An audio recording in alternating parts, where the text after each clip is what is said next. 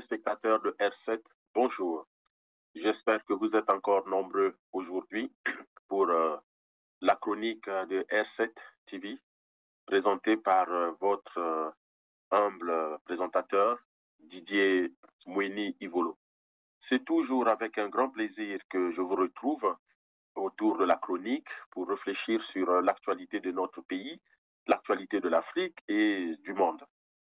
Pour la chronique d'aujourd'hui, le thème d'aujourd'hui tourne autour de la négociation.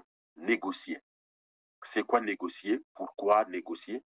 Alors, je vous propose ce thème pour notre chronique d'aujourd'hui, puisque se trame aujourd'hui dans les rues de Brazzaville, de Ngangalingolo, de Wesso, de Liranga ou encore de Pointe-Noire ou de Nkayi, cette idée que le gouvernement, en tout cas le pouvoir, souhaite proposer des négociations avec l'opposition en vue des élections, en tout cas de l'élection présidentielle de 2026. Donc aujourd'hui, les partis politiques commencent à bousculer leur état-major pour savoir quel parti va participer à ces négociations, qui va être le chef de tel ou tel mouvement, comment les choses vont se passer. Et d'ailleurs, quand vous lisez sur la toile, vous voyez déjà aussi les critiques des populations qui disent « oui, ils se préparent pour aller toucher les perdièmes, pour aller toucher de l'argent ». Donc, j'aimerais réfléchir avec vous autour de ce thème de négocier avec une dictature en vue d'une élection présidentielle. Alors, le terme de négocier, chez nous, on pourrait dire tosolola, betizonza, toloba, tosolola, potomuna ndenge nini, tokobongisa makambo. Donc, betsolola, betitala, wafaso, betkeyidik mamam. Mais quel mam? Quel problème? Likambo nini. Donc, le pouvoir propose, semble-t-il, de négocier avec l'opposition les termes de l'organisation de l'élection présidentielle. Alors, je ne vais pas ici vous faire un panorama des dialogues, des concertations, de conférences qu'on a déjà eues au Congo, dont la plus emblématique, c'est la conférence nationale qui a donné lieu à la première période de transition avec André Milongo comme Premier ministre, et Denis Sassou Nguesso déjà à cette époque président de la République, et puis à la fin de la transition, il y a eu l'élection présidentielle, et puis voilà. L'histoire de la politique au Congo a continué son chemin. Mais aujourd'hui, depuis que Denis Sassou Nguesso est revenu au pouvoir, il a déjà proposé plusieurs modèles de dialogue, de concertation, de discussion avec l'opposition à chaque élection. Et au final, on s'est toujours demandé, mais en fait, ce dialogue, cette concertation, à quoi ça a servi, puisque, in fine, on constate que à la fin, vous avez notamment l'UPADS, le parti de l'opposition, le parti dit-on à l'opposition, et vous savez que les membres de ce parti eux-mêmes se demandent s'ils sont au pouvoir, s'ils sont à l'opposition, s'ils ont un ministre, bon, bref. Et donc, souvent, à la fin de la concertation, on a eu quoi? CBT. Revenons sur la journée du 10 juin, journée de la réconciliation, célébrée cette année à Evo, dans la cuvette ouest. La cérémonie a été placée sous les auspices du secrétaire général de la présidence, Jean-Baptiste Ondaï. Reportage Paul Ikene. Evo, capitale du département de la cuvette ouest, a ouvert le bal de la célébration de la journée de la réconciliation nationale. La 20e édition commémorée dans ce département a été marquée par la pose de la première pierre de la stèle de la réconciliation par le secrétaire général de la présidence de la République, Jean-Baptiste Ondaï, conformément aux instructions du président de la République, Denis Sassou Nguesso. Le second grand moment de ces festivités a été la causerie débat relative au 10 juin sur le thème « Analyse, enjeux et résultats du processus de la réconciliation au Congo ». Dans son mot de bienvenue, le préfet de la cuvette ouest, Gilbert Monamwanda, a saisi l'occasion pour exprimer le soutien de sa population au président Denis Sassou Nguesso pour son attention à la cuvette ouest. Le commissaire général du comité de suivi, Marius Mwambenga, a salué l'initiative du chef de l'État de célébrer le 10 juin de façon tournante. C'est à Evo qu'échoit cet honneur particulier de recevoir en premier cette fête qui, à son tour, précédera désormais de façon tournante celle de l'indépendance nationale.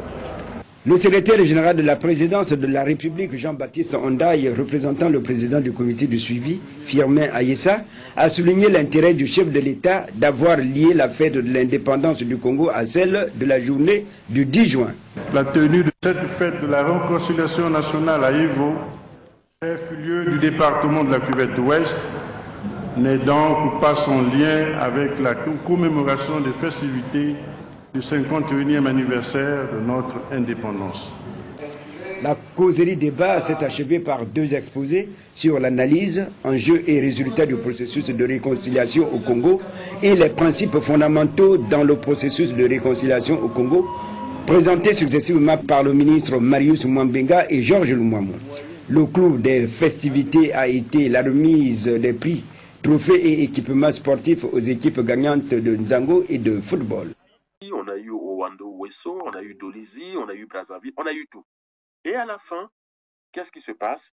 L'UPADES qui signe à chaque fois conteste par la suite et condamne le non-respect des termes de l'accord, des termes de la négociation, de la concertation, du dialogue, ainsi de suite. Donc, on conclut quelque chose et à la fin, vous avez toujours un qui dit, mais au final, le pouvoir n'en a que faire, le PCT n'en a que faire, Zéphirin Boulou s'en fiche royalement et on repart encore de zéro, c'est-à-dire qu'on revient de là où nous étions avant la négociation puisque rien n'a bougé, rien n'a changé. Donc, il est important aujourd'hui de poser sur le plan social, sur le plan politique, sur le plan économique, sur le plan militaire, mais qu'est-ce qu'on entend par négocier, concerter, concertation, dialogue, conférence? En fait, toutes ces choses, ça rime à quoi? Qu'est-ce qu'on va y faire et qu'est-ce qu'on cherche? Parce que lorsqu'on va quelque part, on sait au moins ce que l'on va chercher. Si vous avez une voiture et que votre voiture tombe en panne, vous allez chercher un garage, un garagiste, un mécanicien. Mais si vous avez faim, ce n'est pas le garagiste que vous allez chercher. Si vous êtes malade, vous allez chercher un médecin. Vous allez vous diriger vers un hôpital ou une clinique, en tout cas un lieu de soins. Donc, lorsque les gens disent qu'on va négocier, mais négocier sur quoi, pourquoi et avec qui, pour quelle finalité, et puis c'est déjà quoi le problème? En réalité, lorsqu'on parle d'élection, mais c'est une prérogative du ministère de l'Intérieur. Il faut savoir que l'élection est une prérogative de l'État. Les pays africains, peut-être pas tous, mais c'est généralement les pays africains qui ont des organismes spécialisés juste pour organiser une élection, tellement qu'on ne fait pas confiance à l'État en tant qu'entité, on ne fait pas confiance au ministère de l'Intérieur. Hein, on entend un peu partout en Afrique noire ces organismes qu'on appelle la commission électorale. Mais en réalité, allez regarder, en France, aux États-Unis, en Angleterre, partout, il n'y a pas de commission électorale, c'est le ministère de l'Intérieur. Il y a un service spécialisé au ministère de l'Intérieur pour organiser l'élection présidentielle. Et quand bien même que c'est le parti au pouvoir, eh ben, c'est fait de sorte que quand vous avez perdu, même si vous êtes le parti au pouvoir, vous reconnaissez votre défaite parce que la fraude n'est pas possible, mais en tout cas, elle est très, très, très limitée. Je vous donne un exemple d'une anecdote qu'on a souvent entendue entre un Français, un Camerounais et un Américain. L'Américain dit, chez nous, quand on fait une élection présidentielle, dans la semaine, on a les résultats. Donc, 4-5 jours après, on a les résultats. En tout cas, dans la semaine. Le Français dit, ah bon, vous avez besoin de tout ça? Mais ça fait quand même long, hein, pour les gens qui ont voté, l'attente est quand même longue. Le Français dit, chez nous en France, quand on fait une élection, à 18 h, quand on a fermé les bureaux de vote, à 20 h, on a les résultats. Donc, on va très, très, très vite avec ces choses-là. Et quand bien même que le parti au pouvoir perd, eh bien, il reconnaît sa défaite. Et le Camerounais dit, États-Unis, France, tout ça, c'est trop long. C'est trop long. Chez nous, au Cameroun, avant même une élection, on a déjà les résultats. Donc, avant même d'aller voter, on sait déjà qui a gagné. Donc, vous voyez, nous, on est beaucoup plus rapide que vos pays. Mais venez apprendre chez nous comment on fait. Et donc, le Français et l'Américain posent la question, on dit, mais comment pouvez-vous savoir d'avance qui va gagner? Le Camerounais dit, c'est simple. Chez nous, on n'organise pas une élection pour perdre. Si j'organise, c'est que je vais gagner. Et quand bien même je perds, je dis quand même que j'ai gagné. Et on nous raconte cette anecdote en nous disant que c'est un échange entre un conseiller des affaires étrangères camerounais et son homologue français, en fait, qui, dans le café, plaisantait. Et il lui dit, mais... Et d'ailleurs, les faits se passent, je crois, en 1995 ou 97, 97, je crois, puisque Jacques Chirac venait de dissoudre l'Assemblée avec Dominique de Ville, non, avec Alain Juppé comme Premier ministre, et c'est donc le gouvernement. Donc, les faits se passent en 1997. Jacques Chirac est président de la République. Il a un Premier ministre qu'on appelle Alain Juppé, qui est vraiment son bras droit, son ami intime, et il ne voulait pas le mettre en difficulté. Eh bien, il va choisir plutôt de dissoudre l'Assemblée et pensant que le RPR va gagner une nouvelle majorité.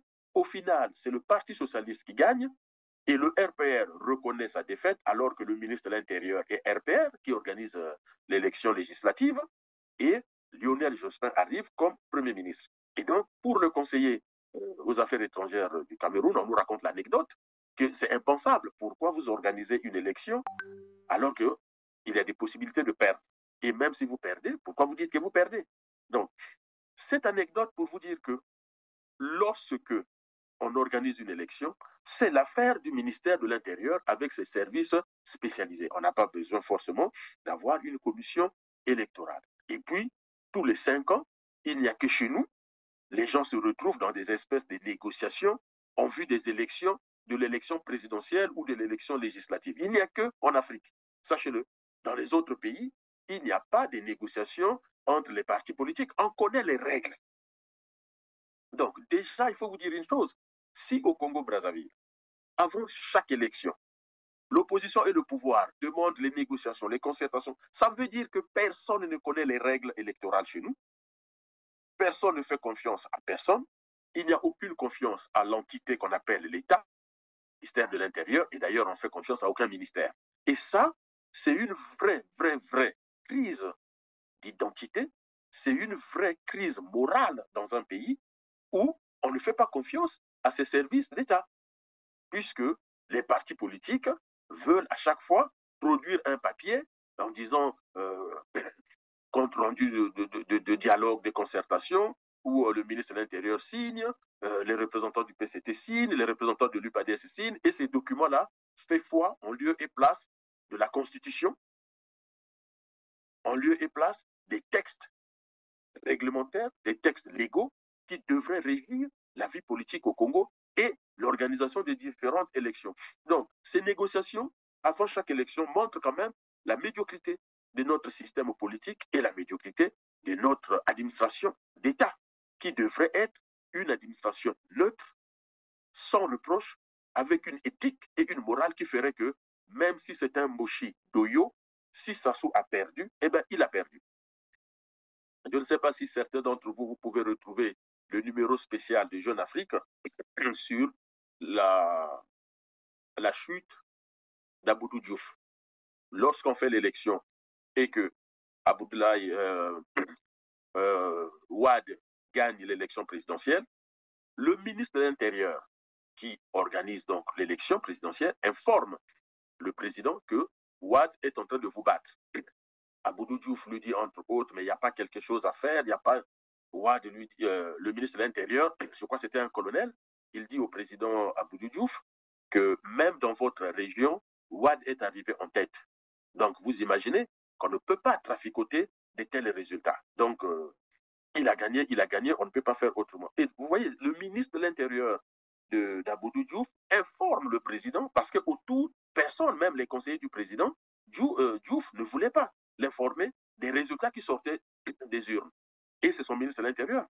Et ce ministre de l'Intérieur a fait une interview de plusieurs pages sur Jeune Afrique. À l'époque, j'avais lu Jeune Afrique et j'étais très émerveillé de voir que ce monsieur, c'était un colonel de police, je crois, il avait une éthique de la fonction d'État telle que c'était supérieur aux considérations qu'il pouvait avoir, de l'amitié qu'il pouvait avoir vis-à-vis du président Abdoulaye Diouf. Et ça, c'est très important.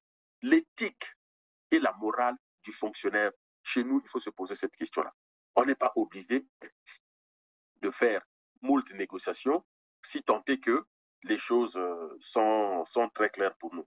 Mais revenons un peu à la base de cette notion de négociation. Dans l'histoire de l'humanité, on a eu comme ça plusieurs périodes de négociations. Les plus connus quand on a été à l'école, c'est pour se rappeler un peu, on nous a beaucoup parlé de l'armistice. L'armistice qui est souvent défini comme la cessation des hostilités entre les armées. C'est-à-dire, on arrête de se battre, on arrête de se tirer dessus, on se retrouve et on signe un document. On nous parle de l'armistice à la fin de la Première Guerre mondiale entre les Alliés et l'Allemagne je crois c'est de Guillaume II. Mais lorsque on signe l'armistice, il faut savoir qu'il y a toujours une puissance militaire qui est en train de prendre le dessus et l'autre qui est en train de perdre. Donc, peu importe celui qui propose l'armistice, mais l'armistice est rarement signé entre deux forces d'égale destruction, non, qui ont eu la même capacité de destruire. Il y a souvent une force qui est en train de perdre la guerre et une force qui est en train de la gagner. Et donc, soit celui qui est en train de gagner ne souhaite pas continuer la guerre parce qu'il veut encore garder sa puissance militaire pour faire peur, et donc il peut toujours proposer l'armistice, ou soit c'est celui qui est en train de perdre la guerre, et en 1918, c'est l'Allemagne qui demande l'armistice en novembre, le 9 novembre, je ne sais plus, ça doit être ça, le 9 novembre 1918, parce que, bon, on ne pouvait plus aller plus loin que ça, puisque les destructions seraient encore beaucoup plus graves. Vous avez aussi la capitulation du Japon face aux États-Unis pendant la Seconde Guerre mondiale. Quand la guerre s'arrête en Europe, mais en Asie, les Américains et les Japonais se battent encore, et les Japonais, sentant qu'ils n'avaient plus les moyens de poursuivre la guerre, vont donc proposer aux Américains d'arrêter la guerre et de signer les accords. Mais ce sont toujours des accords défavorables, puisque le plus fort va avoir la latitude d'imposer ses règles. Et d'ailleurs, comme on le sait, la constitution japonaise, une constitution pacifique, eh bien, cette constitution a été, c'est ce que les historiens nous disent, écrite mot pour mot par les Américains qui l'imposent au Japon, et les Américains installent les bases militaires américaines au Japon un peu partout, dont la plus célèbre, la base d'Okinawa. Donc, on voit bien que lorsqu'on parle de négociation, c'est rare d'être au même niveau. Et vous pouvez, comme ça, voyager dans l'histoire des peuples, vous verrez toujours que dans les négociations, il faut faire très attention. Il faut toujours se poser la question, mais pourquoi négocier là, aujourd'hui et maintenant? Vous avez les cas de négociations quand il y a des conflits armés où tout le monde demande le cessez-le-feu, mais personne n'accepte de négocier pour le cessez-le-feu parce que chacun veut prendre avantage. C'est-à-dire que je préfère signer au moment où je suis en position ascendante, en position de force, de sorte que je peux imposer mes prérogatives. Mais si je signe une négociation alors que c'est moi qui suis perdant, je suis en position de faiblesse, évidemment, on le voit aussi plus récemment, la guerre entre la Russie et l'Ukraine, où la Russie dit, écoutez, moi je veux bien négocier, l'Ukraine dit, moi je ne négocie pas, sauf si on me remet toutes mes terres. La Russie dit, moi je veux bien négocier, mais en gardant l'avantage des terres acquises. Donc, la négociation n'est pas un exercice facile, ce n'est pas un exercice simple, et tout dépend des enjeux, tout dépend des forces en présence. Parlons d'une dimension beaucoup plus sociale et économique de la négociation. Alors, les négoces, donc les spécialistes de la négociation, on les trouve dans le commerce, mais on les trouve aussi dans l'emploi. Vous avez des formes simples de négociations qui sont des négociations dans le milieu professionnel. Vous avez par exemple les syndicats dont la fonction est de négocier les avantages pour les salariés, pour les ouvriers, pour les prolétaires, pour ne pas reprendre les qualificatifs de Karl Marx. Le rôle des syndicats, par exemple, est de mener des négociations au nom de la branche, au nom du groupe, au nom de la classe, pour que nous puissions obtenir le plus d'intérêt possible. Par exemple, au Congo, vous avez des ouvriers, des salariés qui cumulent 50 mois d'arriérés de salaire et les syndicalistes sont tranquilles, sont calmes et à peine on va verser 2 mois de salaire, tout le monde est content. Et là, on peut quand même voir une certaine insuffisance en termes de négociation parce que chaque année, les syndicats doivent négocier avec le patronat ou le gouvernement le régime de salaire, les augmentations de salaire, ou encore, comment on appelle, lorsque pendant 5 ans, Denis Sassou Nguesso parle des excédents budgétaires. Sassou dit, le Congo a réalisé 300 milliards d'excédents budgétaires. Tout de suite, les syndicats doivent monter au créneau pour demander au président de négocier les affectations budgétaires. C'est-à-dire, puisque nous avons 300 milliards, 500 milliards d'excédents budgétaires, nous, les syndicats, on demande que 20 milliards soient utilisés pour éponger les arriérés de salaire, 30 milliards soient, alors je donne des chiffres comme ça pour comprendre, 30 milliards soient utilisés pour augmenter les salaires puisqu'il y a l'inflation, et puis 150 milliards pour créer des emplois puisqu'il y a un fort taux de chômage. Donc voilà ce qu'on peut conseiller comme modèle de négociation entre syndicats patronat, syndicats gouvernement. Donc ça, c'est souvent des négociations qui se font de façon, entre griffes, de façon calme. Il y a des textes qui donnent aux syndicats les moyens de mener de telles négociations avec les représentants des patrons, mais avec le gouvernement aussi. Et quand ce genre de négociation échoue, eh bien, les syndicats ont le pouvoir légal, constitutionnel, de déclencher une grève. On se rappelle d'un grand syndicaliste congolais des années 80, Bokamba Yangouma, et je vous ai déjà parlé de ce monsieur, qui a permis aussi d'arriver vers la conférence nationale parce que Bokamba Yangouma a vraiment protégé les droits des salariés, en grande partie les fonctionnaires, puisque à l'époque, voilà, le plus gros employeur au Congo, c'était la fonction publique. Et donc, le syndicat doit jouer ce rôle-là de négociation, mais tout comme au niveau de chaque usine, au niveau de chaque administration, au niveau de chaque entreprise. Donc déjà, vous pouvez vous poser la question de toutes les entreprises qu'on a chez nous, qu'il s'agisse des entreprises d'État, para-étatiques ou des entreprises privées. Par exemple, à la raffinerie, ce serait intéressant que les journalistes congolais invitent les syndicats de l'industrie pétrolière, les syndicats des agriculteurs, les syndicats des taximens, ainsi de suite, et de discuter un peu, voir comment ces syndicats-là fonctionnent, comment ils négocient avec le gouvernement. Je vais vous prendre un exemple. Koliné Makosso annonce l'augmentation du prix de litres de carburant, gasoil, essence, peu importe, mais tout de suite, ça va impacter le commerce des taximans parce qu'il faut répertorier donc l'augmentation sur le prix d'une course de taxi.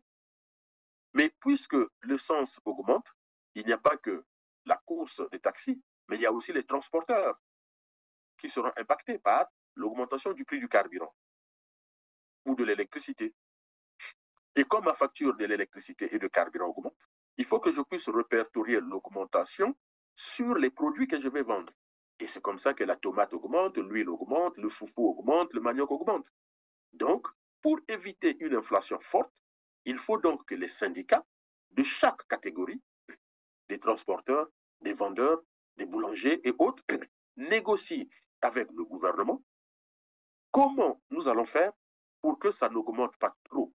Soit le gouvernement va régner sur ces taxes, parce que dans les produits que nous consommons, le gouvernement prélève des taxes, soit c'est le gouvernement qui renie un peu ces taxes pour que l'augmentation ne soit pas forte, soit l'augmentation est forte, mais il faut que le gouvernement prenne les mesures d'accompagnement aussi bien pour les entreprises que pour les ménages. Et ça, tout ça ne se fait pas. Et c'est ça ce qui est dommage chez nous, c'est que tout ça se fait avec un gouvernement qui vient parler point. Et à aucun moment on a ce jeu qui est nécessaire dans n'importe quel pays, mais vraiment dans n'importe quel pays où les syndicats vont donc, qui représentent chaque catégorie, employeurs, salariés, ouvriers, pouvoir, eh bien, négocient de sorte qu'on puisse trouver un accord. Et donc, on signe, on négocie pour signer un accord. Peu importe comment, on va dénommer cet accord-là. Donc là, vous avez un modèle de fonctionnement dans un pays qui est très, très, très important. Et d'ailleurs, les grands investisseurs, tout ce qu'on vous dit, l'investisseur, comment on appelle, l'investissement étranger, lorsque les étrangers viennent investir chez vous, ils s'interrogent sur la nature de ce qu'on appelle le dialogue social. Est-ce que dans votre pays, il y a une seule personne qui décide, c'est-à-dire il n'y a que le pouvoir qui décide, ou bien qu'il y a des espaces de dialogue, des espaces de négociation, de sorte que le marché de l'emploi soit clair, soit sécurisé, chacun sait ce qu'il est en train de faire ou ce qu'il doit faire. Donc, dans ce type de négociation, évidemment, on doit avoir des documents écrits, mais des documents qui sont publics pour que chaque employé, chaque salarié puisse se rendre compte de ce qui est fait, puisse s'y référer. Mais ça, c'est ce qu'on pourrait qualifier les mérites d'une négociation dans n'importe quelle société, puisque les gens doivent se parler, les gens doivent s'asseoir ensemble, les gens doivent travailler ensemble.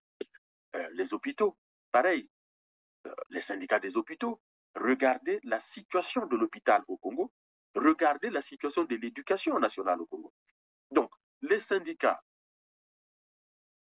des hôpitaux, c'est-à-dire qui représentent le personnel de santé, ça peut être du côté du libéral, tout comme du côté public, mais il faut que ces syndicats-là demandent à négocier avec le pouvoir sur les conditions du travail, sur la qualité de la prise en charge des malades, sur la prévention de la santé, sur la santé scolaire au Congo. Et ça, c'est des sujets que les syndicats peuvent emmener, ou encore le pouvoir, hein, le gouvernement ou la direction de l'hôpital peut mettre sur la table et puis discuter. Et c'est comme ça qu'on améliore la qualité de la prise en charge, qu'on améliore la qualité de vie. Il y a aussi des négociations que les syndicats, par exemple, au niveau des municipalités et des usagers. Je vous laisse regarder un document et nous poursuivons notre analyse. Des bacs à ordures remplis à déborder, des immondices déversés à même le sol, ce sont des images devenues fréquentes à Brazzaville. À chaque coin des rues, il n'est pas rare de rencontrer ces tas d'ordures qui offusquent parfois à la vision, transformant ainsi en dépotoir certaines artères de la ville. Ce débordement indigne des populations dont le quotidien devient affecté par ces poubelles qui dégagent des odeurs nauséabondes. Ah,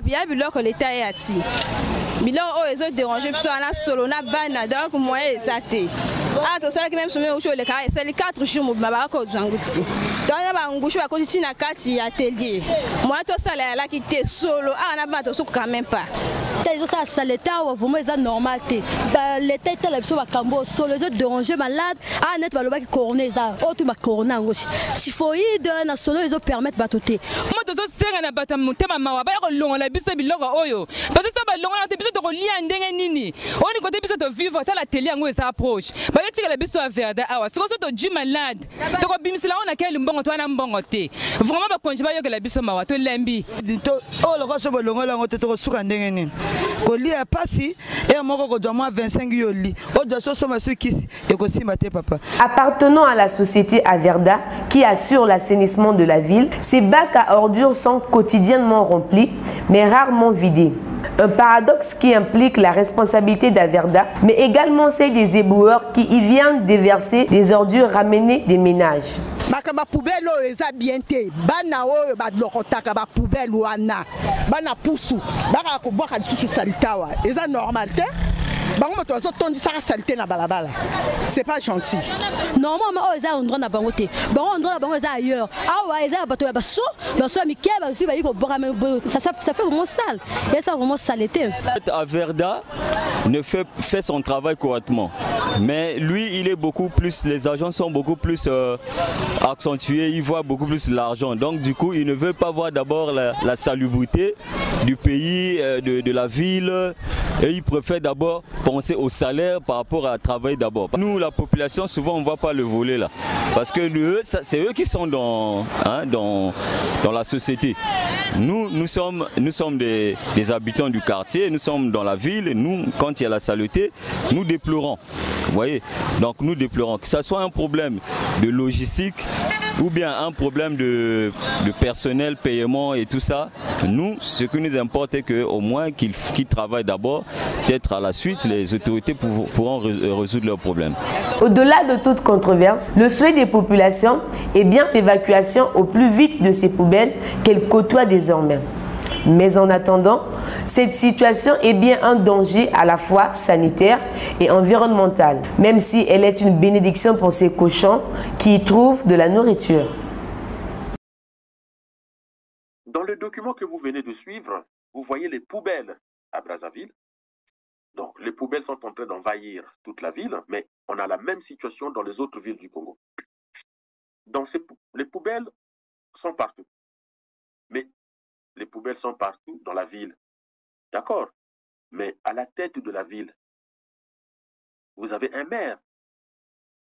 Il faut débattre. C'est quoi la fonction du maire de Brazzaville, de Pointe-Noire, de Dolisie, de Wesso, de Kinkala, de Nkayi, de Madingu, d'Oyo, de Wando, de Dongu, de Pena. C'est-à-dire l'entité qui dirige la commune ou la ville. Quel est son travail? Comment la mairie de Brazzaville, on va rester à Brazzaville et Pointe-Noire pour bien préciser les choses. Comment le maire de Brazzaville, comment le maire de Pointe-Noire explique-t-il ces poubelles-là? C'est sa responsabilité. Et comment les citoyens de Brazzaville, c'est-à-dire les Brazzavillois et les Ponténégrins, négocient avec la mairie pour que la ville soit propre. Parce que dans une négociation, vous avez les acteurs. Quels sont les acteurs? Pourquoi les Brazzavillois et les Ponténégrins acceptent de vivre dans de tels détritus, dans de telles poubelles qui les rendent malades tout le temps? Regardez la fièvre typhoïde et les diarrhées au Congo. C'est synonyme de ville sale. Alors, sur quoi on va négocier? Mais le Congo a négocié, il me semble, avec une entreprise qu'on appelle Averda, qui touche 2000 francs de chaque salarié congolais pour l'environnement. Donc, le traitement des déchets relève de la mairie. La mairie peut traiter les déchets elle-même directement via son service spécialisé à l'environnement, ou la mairie, chaque mairie, ou c'est le gouvernement, ou c'est chaque mairie qui signe un accord avec une entreprise privée, mais qui est contrôlée par le conseil municipal et par la mairie. Donc aujourd'hui, il est nécessaire que les syndicats des différentes mairies au Congo puissent demander à négocier avec le pouvoir, en tout cas les responsables de la mairie, et comprendre pourquoi les poubelles ne sont pas ramassées. Et au niveau des conseils municipaux, il faut que les gens se parlent pour savoir qu'est-ce qui se passe. Or, tout passe et aujourd'hui, on commence à brûler ces poubelles-là. On est en train de polluer l'air dans la ville. Les gens vont avoir donc des problèmes respiratoires et donc ça vient gonfler la dépense de santé des familles qui sont déjà pauvres. Et ça, on ne peut pas l'accepter. Donc, quel est le niveau de dialogue et de négociation entre les citoyens, le peuple, comme disent souvent les Américains, we the people? Et souvent on pose la question, who is the people? C'est qui le peuple? Mais c'est quoi le rôle d'un peuple dans un pays? Et lorsqu'on a des problèmes comme ça, que fait le peuple? Le peuple fait pression via la société civile vous avez beaucoup d'acteurs de la société civile qui aujourd'hui dénoncent ce qui se passe. Et donc, il faut que chaque catégorie dans la vie sociale, les politiques, les syndicats et les citoyens, et puis le patronat, pourquoi pas, négocient, se parlent et trouvent des solutions aux problèmes qui sont les nôtres. Mais chez nous, on a parfois, des fois on se demande, est-ce qu'il y a bien un capitaine dans l'avion? Est-ce que ce pays-là, le Congo, est piloté et challengé par quelqu'un et par un gouvernement? Parce que les choses se passent, on a l'impression d'un vide total. Et est-ce que nous avons des gens capables de négocier pour l'intérêt des populations? On peut utiliser le même exemple pour l'eau et l'électricité. Quelles sont les négociations entre le pouvoir, la population, l'entreprise ou les entreprises qui nous fournissent l'eau et l'électricité, le rôle des syndicats pour protéger quand même l'outil de travail? Vous avez suivi cette vidéo du président gabonais qui dit à la société qui fournit l'eau, qui est censée fournir l'eau, pourquoi vous facturez dans le quartier les pauvres mamans 5 000 francs, 10 000 francs CFA, alors qu'au robinet, il n'y a pas d'eau? On peut se poser la question pour nous à Brazzaville aussi. Quelles sont les négociations entre la société qui fournit l'eau, l'État, les syndicats et les consommateurs? Eh bien, il y a une association des consommateurs de l'eau, il peut y avoir une association des vendeurs, le syndicat des vendeurs d'eau, et il faut que les gens se parlent pour trouver des solutions. Si vous pensez que le gouvernement a les solutions, c'est faux. Ce n'est pas ce que je vous explique, c'est la même organisation, peu importe le pays du monde que vous allez prendre. Peu importe. L'eau, c'est l'eau. L'eau potable, c'est l'eau potable. Il y a des mécanismes de production, de stockage, de transport et de livraison d'eau potable dans les ménages ou dans les entreprises pour que les gens consomment. Ça, les procédés, il y a très peu de différence. Il faut que nous allions vers l'universalité de la science. L'électricité, c'est l'électricité. La production, le stockage, le transport et la consommation, jusqu'au lieu de consommation. L'électricité, c'est l'électricité. Alors, comment ça se passe ailleurs? Et comment ça se passe chez nous? Je vous ai souvent parlé de deux méthodes de travail que j'aime. La méthode dialectique, c'est-à-dire nous regardons nos propres antagonismes, ce qui ne marche pas chez nous, qu'est-ce qui se passe chez nous, mais aussi la méthode comparative et chez les autres. Comment ça se passe?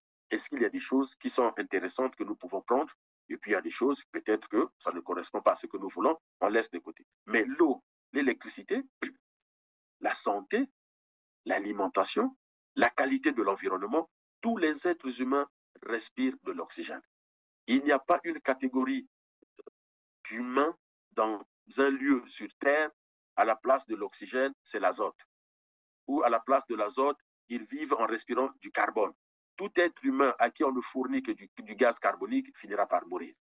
Tout être humain sur Terre à qui on ne livrera que de l'azote finira par mourir. Donc, ce n'est pas méchant d'aller voir ce qui se passe chez les autres. On ne demande pas de faire des photocopies, mais de regarder au moins comment, sincèrement, comment, dans certains pays, vous avez, comment on appelle ça, les gratte-ciel. Comment, dans certains pays, vous avez des gratte-ciel, l'eau arrive au 60e étage. Bon, n'allons pas plus loin. L'eau arrive au 20e étage. Mais vous savez, quand j'étais jeune à Brazzaville, je me souviens qu'à l'hôpital général, l'eau n'arrivait plus à partir du 3e étage. Et vous savez l'explication qu'on nous avait donnée, que c'est trop haut, l'eau n'arrive pas à monter. Et nous tous, on était convaincus. Nous étions tous convaincus à Brazzaville que 5 étages, c'est haut. Et que faire monter l'eau au 3e étage, c'était difficile. Et on pensait que la science n'était pas arrivée à ce niveau-là. Mais quand on arrive en Chine, moi, j'arrive en Chine, je rends visite à des étudiants congolais qui vivent dans des campus au 12e étage et on est dans la cuisine en train de préparer l'eau sort du robinet. Je vous raconte quelque chose que j'ai vécu. Et donc, je lui pose la question, mais vous avez mis des seaux ou des tonneaux d'eau quelque part? Et lui ne comprend pas. Il dit, mais pourquoi? J'ai dit, mais on est au 12e étage. Il me dit, oui, et alors? J'ai dit, mais je viens de Brazza. À Brazza, il n'y a pas l'eau au 3e étage du CHU parce que c'est très haut. Et on était tous morts de rire. Donc, c'est ça qui ne va pas dans notre pays. On vous parle de négociations, on vous parle de concertation, on vous parle de conférences, mais pour faire quoi? Pour faire quoi? Les vraies négociations, on va arriver à la négociation politique. Mais les vraies négociations, c'est déjà les négociations sur la vie quotidienne, la scolarité, la santé, l'alimentation, l'environnement, l'énergie, l'eau et l'électricité. Nous avons encore beaucoup de gens qui ne se rendent pas compte, mais le feu de bois dans nos cuisines fermées, qui ne se rendent pas compte la quantité de dioxyde de carbone ou de monoxyde de carbone qu'ils respirent. Et c'est pour cela que nous avons beaucoup de tout, on tousse beaucoup. Mais c'est aussi l'environnement qui est empoisonné par les poubelles qui sont brûlées. Ça, c'est déjà des négociations que nous devons mener pour que nous puissions avancer dans la vie. Si nous arrivons maintenant à la négociation politique, qu'on essaye de nous vendre, puisque vous avez remarqué, on l'a dit au début, à chaque élection présidentielle, allez, bam, on nous bombarde des négociations, des concertations à Sibiti, à Oando, à Ouesso, à Dolisie. Et à chaque fois, rien ne change. La nature de l'élection ne change pas. Sassou obtient entre 3 et 8% de voix, mais il est toujours président de la République.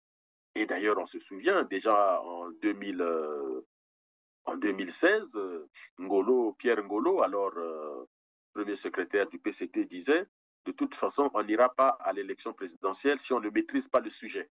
Si c'est pour perdre, on ne fera pas d'élection. » Donc comment on appelle, la problématique est posée. On n'ira aux élections que si nous sommes sûrs de gagner. Si on n'est pas sûr de gagner, on ne fera pas. Ngolo l'a répété plusieurs fois.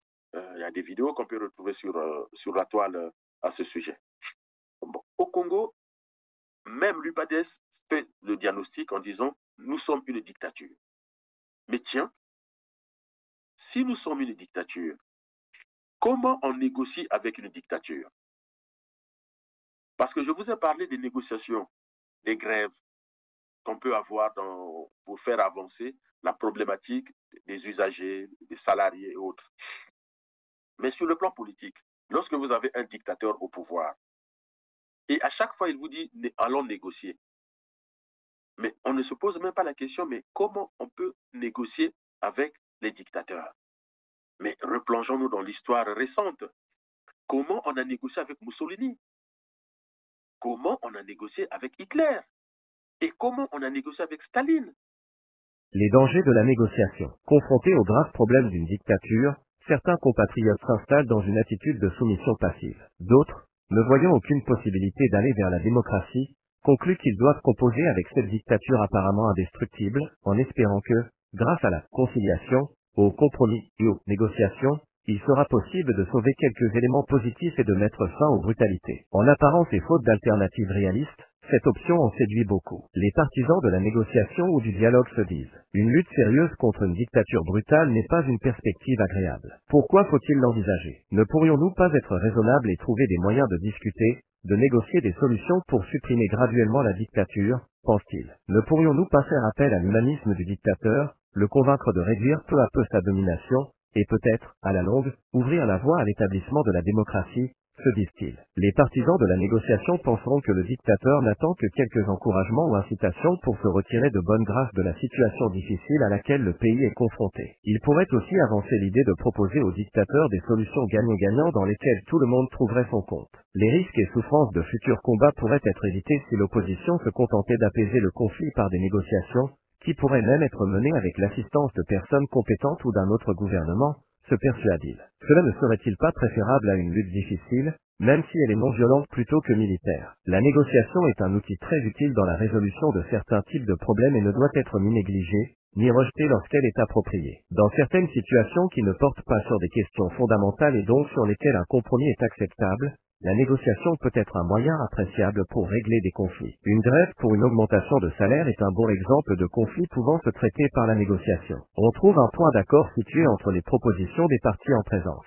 Mais les conflits sociaux impliquant des syndicats reconnus sont bien différents de ceux dont l'enjeu est l'existence même d'une dictature cruelle. Lorsque les enjeux sont fondamentaux, qu'ils affectent des droits fondamentaux, les négociations ne peuvent pas trouver une solution acceptable. Sur des questions fondamentales, il n'y a pas de compromis possible. Seul un changement radical des relations de pouvoir en faveur des démocrates peut assurer la sauvegarde des enjeux fondamentaux. Un tel changement s'obtiendra par la lutte et non pas par des négociations. Cela ne signifie pas que la négociation ne doive jamais être utilisée, mais plutôt qu'elle n'est pas un moyen réaliste pour renverser une puissante dictature quand une forte opposition démocratique fait défaut. Cependant, il arrive que la négociation ne soit même pas une option. Les dictateurs solidement retranchés et en position de sécurité peuvent n'avoir aucune envie de négocier avec leur opposition démocratique. Ou alors, lorsque des négociations auront été initiées, les négociateurs du camp démocratique disparaîtront à jamais. Les individus ou les groupes qui s'opposent aux dictatures ont souvent de bonnes raisons de vouloir négocier. En particulier, lorsque les massacres et brutalités successifs perpétrés par la dictature brutale se sont poursuivis durant des années, il est compréhensible que le peuple entier,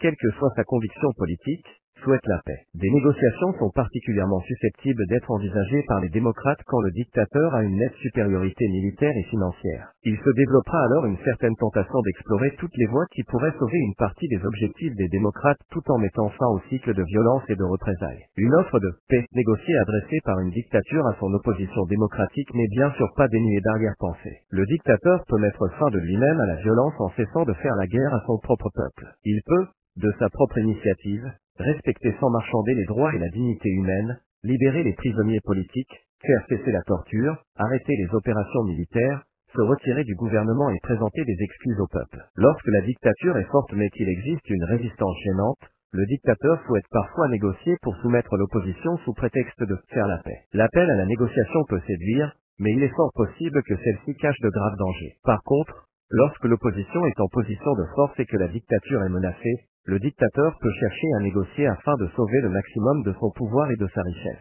En aucun cas les démocrates ne doivent aider le dictateur à atteindre ses buts. Les démocrates doivent se méfier des pièges qui peuvent leur être tendus par le dictateur au cours du processus de négociation. L'ouverture de négociations alors que des questions fondamentales de liberté civile sont en jeu peut n'être qu'une ruse du dictateur visant à obtenir la paix ou la soumission des opposants alors que la violence de la dictature se... Lorsque le dictateur vous dit « venez, on va négocier », mais parce que le dictateur ne peut pas utiliser la puissance militaire tout le temps. Ça épuise les finances publiques. Il faut savoir que la puissance militaire épuise les finances publiques. La puissance militaire n'apporte jamais la paix parce que lorsqu'il y a un coup d'État, et d'ailleurs dans l'analyse que fait le CRC dit « nous sommes contre le coup d'État ». Mais pourquoi? L'histoire récente des 3 pays de l'Afrique de l'Ouest nous le prouve. En l'espace d'une année, le Mali a eu 2 coups d'État et aujourd'hui, il y a eu telle pression pour éviter un autre coup d'État. La Guinée, pareil. Le Burkina Faso, pareil. Il y a eu Damiba, je crois, qui a fait un coup d'État et très vite, Traoré est venu faire un... Le coup d'État appelle un autre coup d'État. Seule la démocratie librement consentie par les populations est un système qui vous garantit tout. Et c'est pour cela que la plupart des pays souhaitent aller vers ce modèle. Et quand on posait la question à Churchill, Churchill disait la démocratie libérale, c'est le moins mauvais des systèmes politiques. Churchill n'a pas dit c'est le meilleur système politique. Il le nuance quand même. Il dit c'est le moins mauvais, qui garantit quand même les libertés individuelles et collectives, qui garantit la place de chacun. Et on voit bien qu'avec les coups d'État, très vite, quelqu'un d'autre va chercher à faire un coup d'État. Chez nous, Dabira était en prison parce qu'on a compris que Dabira, Nyangambwala et les autres voulaient faire un coup d'État. On a appris aussi que Christelle, à un moment donné, a eu peut-être les idées de faire un coup d'État contre son père. Il ne serait pas le premier fils qui ferait un coup d'État contre son père. Voilà. Donc, première règle, une des règles du CRC, c'est qu'on est contre les coups d'État parce que ça ne mène à rien. Donc, la force militaire, la puissance militaire, à vitam aeternam, ça ne peut pas marcher. C'est pour cela que des fois, le dictateur demande à négocier, mais négocier pour garantir son pouvoir. Avec le dictateur, on peut négocier les conditions des salariés, on peut négocier les problèmes médicaux, on peut négocier la scolarité. Mais est-ce que les questions fondamentales qui touchent à l'existence même du pays, on peut les négocier avec le dictateur? Pour la paix en Europe, qu'est-ce qui s'est passé? Plusieurs fois, les deux puissances européennes qui auraient dû protéger les petites nations, donc la France et l'Angleterre, pour sauver la paix, se sont mis dans une posture de céder à Hitler. On se rappelle, quand on étudie les causes de la Seconde Guerre mondiale, qu'est-ce qu'on apprend? Que progressivement, Hitler négociait la paix avec la France et l'Angleterre, et donc la France et l'Angleterre, au nom de la paix, pour sauver la paix, il faut négocier avec Hitler. Évidemment, il a raison, la région des Sudètes s'est remplie d'Allemands, des Germaniques, donc si Hitler récupère les Sudètes, c'est pas grave. Mais Hitler a compris qu'en face, les démocrates sont plutôt affaiblis, ils ont peur de moi. Et donc, sous prétexte de négocier, progressivement, Hitler a grignoté des territoires en Europe, et on arrive au dernier échelon, qui est la Pologne, le temps que les démocrates se rendent compte que ah non, là on ne peut plus reculer, on ne peut plus céder, parce que sinon c'est nous qu'il va réclamer. Eh bien, il est trop tard, on était déjà entré dans la Deuxième Guerre mondiale. En tout cas, la marche était lancée, on ne pouvait plus reculer. Donc, voyez-vous que avec les dictateurs, avec la dictature, il y a négociation et négociation. On peut négocier sur certaines choses, mais sur les questions fondamentales qui touchent mais vraiment aux libertés individuelles et collectives, qui concernent le système politique, l'élection présidentielle, on ne peut pas négocier avec le dictateur. La preuve, le Congo-Brazzaville nous l'a donné. Ça fait combien de négociations on fait, et peu importe le nom qu'on donne, concertation de Sibiti, dialogue de Dolizy, communication d'Oyo ou d'Owando, tout ça n'a rien donné parce que à la fin, le PCT a fait ce qu'il voulait. Sassou s'est maintenu au pouvoir et l'UPADES a fini par pleurer. Et tous les 5 ans, on rebobine le film et on recommence. On change juste le lieu de projection du film. On a projeté le film à Owando. La prochaine fois, on l'a projeté à Sibiti. Après, on est allé projeter à Wesso. Après, on a projeté à Dolizy. Mais on refait les mêmes choses avec les mêmes acteurs, la même médiocrité. Karl Marx avait coutume de dire « Le fait historique arrive une seule fois. La deuxième fois, c'est une bêtise. » Et on le voit. Sassou a été président une fois. La deuxième fois que Sassou est revenu au pouvoir, c'est la bêtise, c'est la catastrophe, on le voit. Et donc, on a négocié une fois, ça n'a pas marché, on ne peut pas négocier une deuxième fois. Vous me direz, si on ne peut pas négocier une deuxième fois avec les dictateurs, qu'est-ce qu'on fait? Eh bien, face à la dictature, on ne négocie pas, on ne coopère pas. Face à la dictature, on résiste, on combat. Et vous lirez tous les livres des sociologues, des psychosociologues, des spécialistes en la matière. Les livres sont souvent intitulés « La lutte contre la dictature »,« The Struggle for Peace and Democracy ». Et vous trouverez beaucoup de livres. C'est une lutte. Face à une dictature comme celle de Sassou Nguesso, il n'y a pas de dialogue possible, il n'y a pas de négociation possible. Nous sommes en 1997, quand Sassou a réussi son coup d'État. Je ne vais pas vous citer des noms, ils sont encore là, mais je l'ai dit aux gens, j'ai dit, vous allez lutter, il y aura du sacrifice pour se débarrasser de ce pouvoir-là. Parce que ce pouvoir ne vient pas pour le bien des Congolais. Maintenant, les faits sont établis que le pouvoir de Sassou n'est pas là pour améliorer la vie des Congolais. Et les preuves, le CRC, tous les jours, anime des émissions, des analyses, pour vous prouver que le pouvoir qui est là pour lui-même. Il n'est pas là pour le peuple. Même les négociations, c'est pour maintenir un système où on se partage le gâteau de la République. Mais on n'est pas là pour s'occuper des Congolais. Pour vous le prouver, pas pour vous le savez déjà, mais pour vous donner quelques exemples, je vous laisse regarder ces images.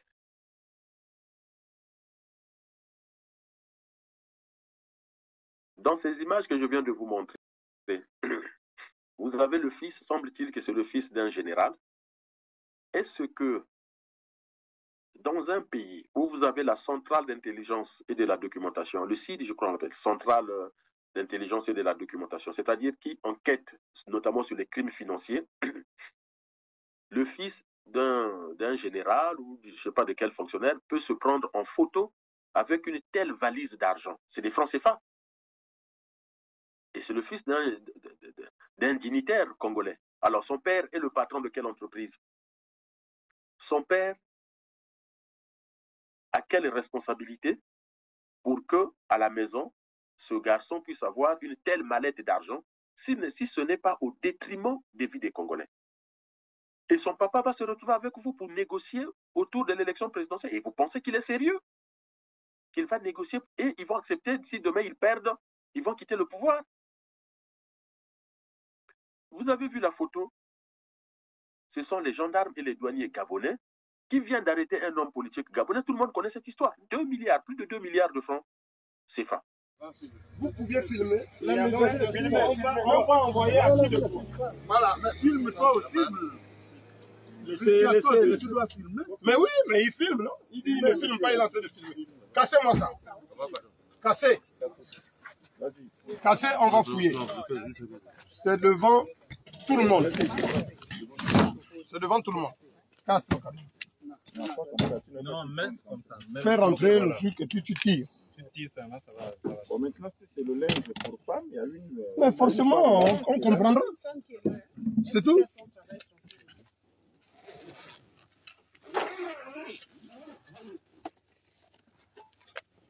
Ouais. Voilà. Filme. Et puis, monsieur, libérez. Mon épouse, voilà. Madame, je ne vous autorise pas à me reprendre. Mais ce ne sont que vos propos. Je ne vous autorise pas à me reprendre.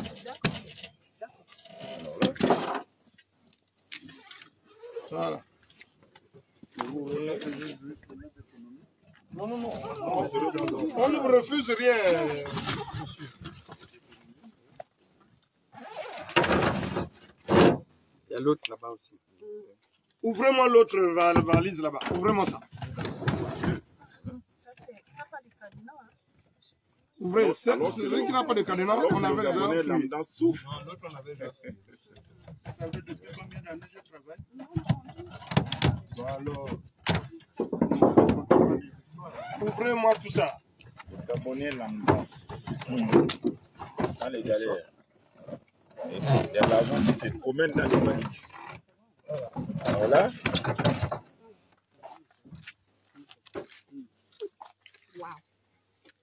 Faites les vidéos et vous faites aussi les photos. Au même moment. Allez-y, les gars. Et ce monsieur a reconnu qu'il revenait d'Oyo. Et pendant son procès au Gabon, il dit avoir vendu sa maison qu'il détenait à Oyo ou à Brazzaville, et donc c'est son argent. Dites-moi, c'est quel type de maison qui coûte 2 milliards de francs CFA? Quelle est la maison qui coûte 2 milliards de francs CFA? Même la présidence de la République au Congo ne coûte pas 2 milliards de francs CFA. Donnez-moi un bâtiment, une maison individuelle qui coûte 2 milliards. Et écoutez l'exemple qu'il donne. Mais seulement, cet homme politique gabonais dit « Je ne suis pas le seul responsable gabonais qui va à Oyo et qui revient avec des milliards. Je ne suis pas le seul. Pourquoi on m'arrête moi ?» Et donc, il parle d'une arrestation politique. Écoutez son procès. J'ai suivi son procès sur RFI, mais ce qu'il dit, c'est quand même triste. Alors, dites-moi, ceux qui vont négocier avec le pouvoir pour soi-disant organiser les futures élections présidentielles et législatives, est-ce qui est sincère là-dedans? Ni l'UPADES représenté par Tsatsi Mabiala, qui sait très bien que c'est une farce, ni le PCT qui cherche à se maintenir au pouvoir. Les deux sont deux visages d'une même pièce de monnaie. Ce sont deux acteurs d'une même pièce de théâtre qui viennent jouer la comédie aux populations congolaises. Donc, je vous laisse regarder une autre photo.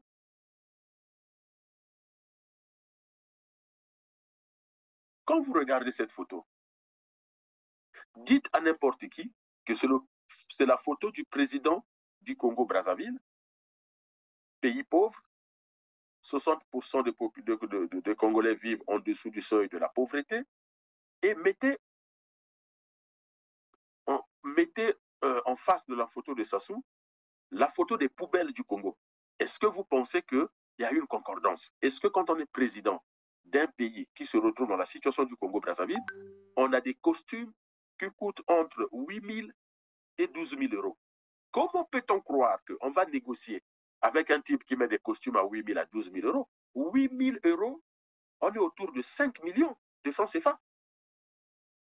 Sassou porte un costume. Je ne dis pas cravate. 5 millions de francs CFA. Celui qu'on appelle le président du Congo, Denis Sassou Nguesso, tel que vous le voyez sur la photo, habillé, on est entre 30 et 40 000 euros. C'est-à-dire le budget, plus que le budget d'une école primaire au Congo. Si vous vendez la moitié des costumes de Denis Sassou Nguesso, vous réglez le problème de l'enseignement primaire et secondaire. Si vous réduisez de moitié les costumes de tous nos ministres, leur garde-robe de tous nos ministres, costumes, chemises, cravates, chaussures, chaussettes et tout, montre.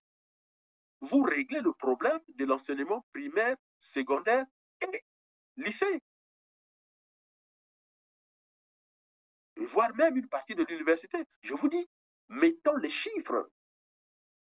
Prenez tous les ministres, mettez les chiffres de leurs costumes, mettez les chiffres des chemises, mettez les chiffres des chaussures. Et ces gens vont venir pour dire on va négocier. Mais vous allez négocier sur quoi? La vraie négociation, c'est sur, je vous dis, les conditions des salariés. Oui, on peut négocier. Mais face à un pouvoir dictatorial comme celui de Brazzaville, arrêtez de croire que nous pouvons négocier et les choses vont marcher. On négocie, sincèrement, on négocie sur quoi? On dit, oui, la mise en place du passeport biométrique. J'entends ça partout en Afrique noire. Le pouvoir et l'opposition se battent parce qu'il faut des cartes d'électeurs biométriques. Le pouvoir n'est pas d'accord, l'opposition veut, un tel ne veut pas. Mais attendez, lorsqu'on voit le niveau de la science et de la technologie aujourd'hui, mais le passeport biométrique, la carte d'électeur biométrique, la carte d'identité biométrique, mais ce n'est pas nous qui l'avons inventé. Ce sont les Occidentaux. Et vous savez pourquoi les Occidentaux ont mis ça en place? Jamais pour les élections. La biométrie a été mise en place pour la lutte contre le grand banditisme et le terrorisme, pour bien identifier les gens, pour bien suivre les gens et bien tracer les documents officiels, de sorte que s'il y a fraude, on appréhende le délinquant. Donc, puisque en Afrique, on est censé lutter contre la même criminalité, trafic de drogue, trafic des armes, trafic des êtres humains, trafic de la fausse monnaie, tous les droits, toute la législation mondiale condamne ces 4 trafics. Et donc, naturellement, nous devons avoir les passeports biométriques, les cartes d'identité biométriques et les cartes d'électeurs biométriques. Ce n'est pas un sujet.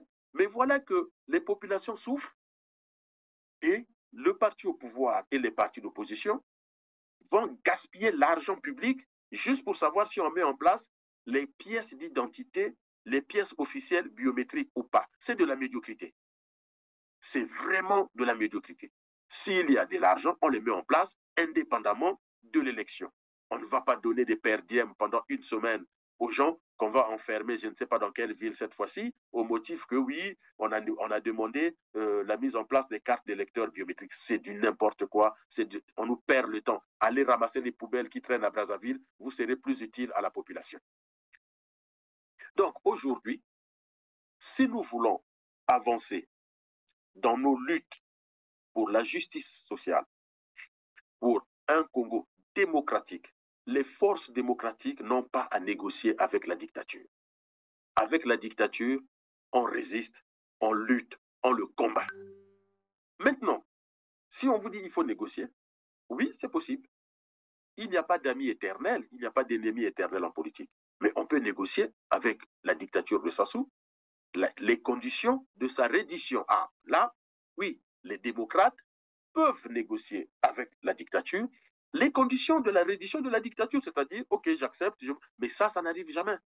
Vous prenez tous les exemples au Nigeria avec Sani Abacha, il n'est pas parti parce qu'on a négocié avec lui.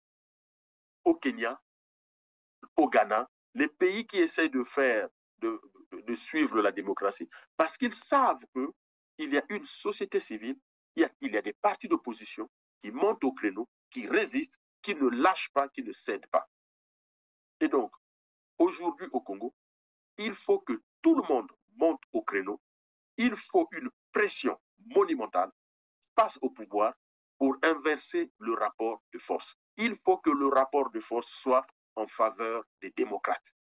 Tant que le rapport de force est en faveur du pouvoir, tant que le pouvoir a les capacités d'intimider avec ses armes et autres, et que les démocrates pensent que mieux vaut faire le compromis. Hein, c'est souvent ça aussi qui arrive. Ah, mais vous savez, la paix a été chèrement acquise, on connaît le goût du sang. Non, la paix a toujours été chèrement acquise.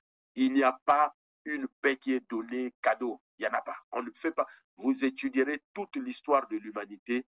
On ne fait pas la paix avec des cadeaux. C'est faux. Et l'expression qui est restée mémorielle dans les sciences politiques, notamment en politique internationale, on dit qui veut la paix prépare la guerre. Donc, quand vous voulez vivre en paix, ça suppose que vous êtes prêt à vous battre pour garantir cette paix. Et la paix, ça se gagne. Ce n'est pas Sassou qui amène la paix au Congo. Sassou amène la violence au Congo. Toute l'histoire politique de Sassou au Congo a été une histoire de violence. Quand Marien Ngouabi, Massamba Deba et le cardinal sont assassinés, Sassou est le chef de l'armée. Il est ministre délégué à la défense. C'est lui qui gère l'armée. Et il n'a jamais expliqué, il n'a jamais déposé officiellement pour dire qu'est-ce qui s'est passé. Et surtout que le président Ngouabi est assassiné, l'armée est consignée. C'est-à-dire, notre armée est en état d'alerte. Maintenant que nous sommes connectés au monde et que nous suivons l'actualité du monde, nous savons tous, maintenant quand on dit l'armée est consignée, l'armée est en état d'alerte, ça suppose que tous les militaires, les policiers sont à leur poste. Et donc prêts au combat s'il y a un problème. Mais comment dans un tel contexte, le ministre de la Défense peut-il expliquer l'assassinat d'un président de la République, s'ensuit l'assassinat d'un autre président, d'un ancien président et du cardinal. Et le seul qui n'est pas mort, c'est Denis Sassou Nguesso, ministre de la Défense. Donc, se porte sur lui toute la responsabilité de ces assassinats en tant que personnalité morale. Parce que c'est lui qui gérait l'armée et c'est l'armée qui a fait tout ça. Donc, sa responsabilité pénale est engagée. Ne serait-ce qu'au niveau de la responsabilité. Il y a des jurisprudences là-dessus. On peut aller vérifier. Lorsque vous êtes chef et que ça se passe mal, eh bien, c'est votre responsabilité qui est engagée. Aujourd'hui, on parle de la responsabilité sociale des entreprises, qui est devenu un grand terme dans le monde. C'est-à-dire que si une entreprise d'habillement ne vérifie pas l'origine du coton, l'origine des tissus, ou encore l'usine qui fabrique en Inde, au Bangladesh ou en Chine, que cette usine-là utilise les enfants, mais cette entreprise ne peut pas se dédouaner de sa responsabilité d'être celle qui reçoit les produits pour les vendre, pour se faire du blé. Parce que cette entreprise se fait de l'argent sur le travail des enfants. Et donc, par ricochet, en tant que chef de l'armée, ministre délégué à la Défense, c'est lui qui gère l'armée, il y a des assassinats commis par l'armée, peu importe de quel côté étaient les militaires, mais c'est les militaires qui le font, votre responsabilité est engagée. Donc aujourd'hui, toute sa vie a été une vie de violence. En 97, n'en parlons plus. Donc, lorsqu'il vient vous parler de la paix, oui, mais est-ce que nous, on ne peut vivre en paix au Congo qu'avec Sassou comme président? Mais qui l'a dit? Qui a dit que pour vivre en paix au Congo, il faut que Sassou soit président? Et donc, le jour où Sassou n'est plus président, on ne vit plus en paix au Congo? Sassou est immortel comme tout le monde. Je lui souhaite longue vie, mais il reste immortel. Alors, qu'est-ce qu'on fait? Il n'y a pas d'homme providentiel. Il n'y a pas d'homme providentiel. Et je vais vous dire une chose. Quand je vous dis que face à la dictature, on résiste, on lutte, on combat, mais parce que vous ne pourrez jamais bâtir le Congo sans réel sacrifice. Ça, aucun peuple n'a réussi à se construire en tant qu'État-nation, en tant que peuple conscient de lui-même et conscient des autres, prêt à défendre ses intérêts sans entrer dans une période de grands sacrifices. Lorsque vous avez des idéaux à défendre, peu importe écoutez les discours de Patrice Lumumba, écoutez les discours du pasteur Martin Luther King. Il ne faut jamais avoir peur d'affronter le dictateur. Le dictateur, on est obligé de l'affronter. Dans tous les pays du monde, on est obligé d'affronter les dictateurs. Négocier avec les dictateurs, c'est peine perdue. Négocier avec les dictateurs, vous perdez votre temps. Et croire qu'en faisant des compromis au dictateur, qu'il va changer, c'est très faux. La preuve, ça fait 27 ans que ça soit revenu au pouvoir. Et ça fait 27 ans qu'il trompe les Congolais. On aurait pu imaginer un compromis avec le pouvoir de Sassou si le Congo était sur une bonne trajectoire de développement.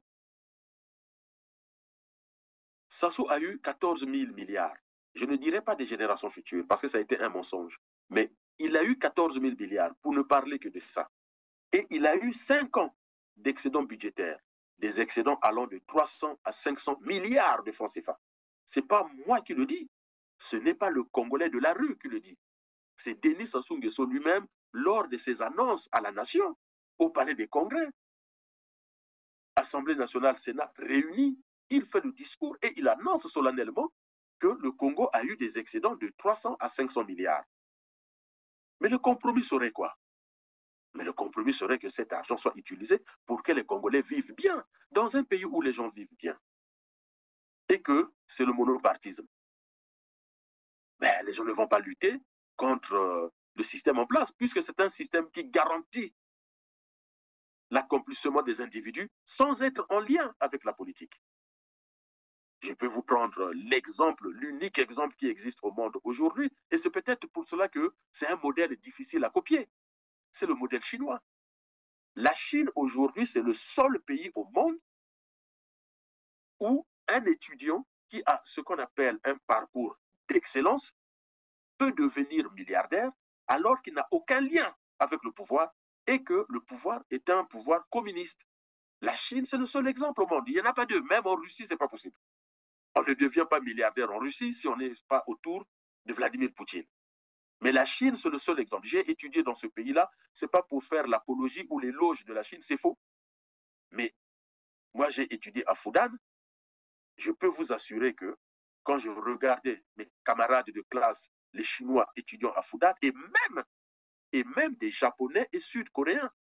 J'avais des Sud-Coréens dans ma promo, j'avais des Japonais à Fudan. Et quand on les voyait, ils avaient l'air heureux. Là où nous, les Africains, on avait l'air préoccupés de notre avenir en disant, mais à la fin de nos master degrees et PhD, qu'est-ce qu'on fait? Et eux, ils étaient détendus. Et nous, on pensait même que c'était des enfants, des dignitaires de la Chine, de Corée du Sud ou du Japon. Ils nous disaient non, nous sommes des citoyens comme vous, mais on a eu la chance d'intégrer Fudan. Je leur disais, d'accord, vous avez eu la chance d'intégrer Fudan, et alors? Ils disent, ben, un master degree de Fudan et un PhD de Fudan, peu importe, MBA, je sais pas moi, business, politique internationale et tout, c'est fini, on est verrouillé, notre avenir est assuré. Je dis, ah bon? Il dit, si, notre avenir est assuré. Mais au Congo, quel est le parcours d'excellence d'un enfant au Congo? Ben, c'est épouser, c'est être dans les milieux du pouvoir. C'est pour cela que ça ne marche pas chez nous. Quelqu'un peut être brillant au Congo, mais s'il n'est pas autour du pouvoir, c'est pas grave, il peut mourir pauvre et il peut mourir même avec son savoir. Et c'est ça qui est triste chez nous. Donc, dans un système où vous avez les enfants du pouvoir qui dilapident l'argent, qui gaspillent l'argent, je viens de vous montrer un exemple, mais les exemples, vous en avez plein. La fille d'Okemba qui dit j'ai donné 1,5 milliard. Vous savez combien d'usines elle vient de donner à ce monsieur? Tant mieux pour ce monsieur. Semble-t-il qu'il est étranger, je ne sais pas de quel pays. Et comment voulez-vous que ces gens-là acceptent de perdre? Ils n'accepteront jamais de perdre. La seule façon, c'est ce que le CRC vous dit. C'est cette révolution du fleuve. Ce fleuve Congo qui symbolise notre colonne vertébrale. Ce fleuve Congo qui symbolise le lien entre tous les peuples du Congo, entre le nord et le sud. Ce fleuve qui est notre matrice, qui est notre fenêtre, qui est notre maison, et qui nous pousse à cette révolte. Il n'y a que la lutte contre ce pouvoir qui permettra aux Congolais de vivre bien au Congo. Mais croire qu'on va aller négocier avec la dictature, c'est un leurre. Je viens de vous donner l'exemple de toutes les dictatures qui ont existé, même en Amérique du Sud. Allez regarder, c'est parce que les forces démocratiques, à un moment donné, ont pris le dessus dans le combat pour la liberté, pour les droits de l'homme, et que ces pays-là étaient obligés de tourner vers la démocratie. Le Brésil, l'Argentine, je vous cite ces deux pays d'Amérique latine, l'Argentine et le Brésil. Allez voir leur histoire.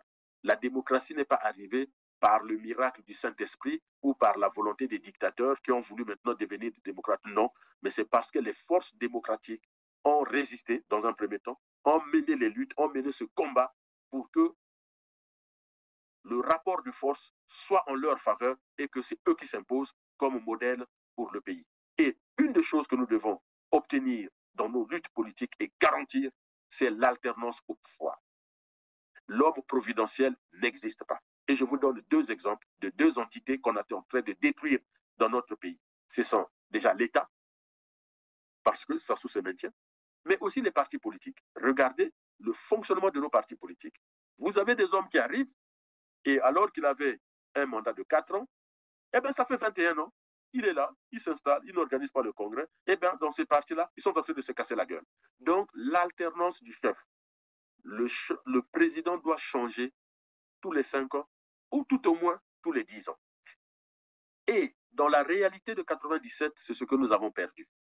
Parce que le système triangulaire hérité de la conférence nationale faisait que ni Lissouba, ni Kolela, ni Sassou, ni Yombi, ni Tister, et qui d'autre, n'auraient eu les moyens parlementaires pour changer la Constitution parce qu'il y avait un équilibre de force.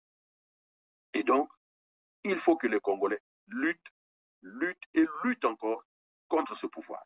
Déjà que les Congolais résistent.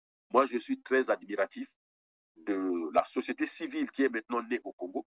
On voit le combat de ces jeunes, notamment, et nous sommes là pour les soutenir et nous croyons fermement que c'est avec le combat pour la liberté que nous gagnerons face à la dictature de Sassou. Ce n'est pas avec les négociations qu'on essaye de vous proposer. Parce que les négociations, pour certains démocrates, si tant est qu'ils sont démocrates, c'est que le compromis, c'est mieux pour aboutir à la paix. Mais il n'y a pas de paix dans nos villes. Regardez la criminalité à Brazzaville.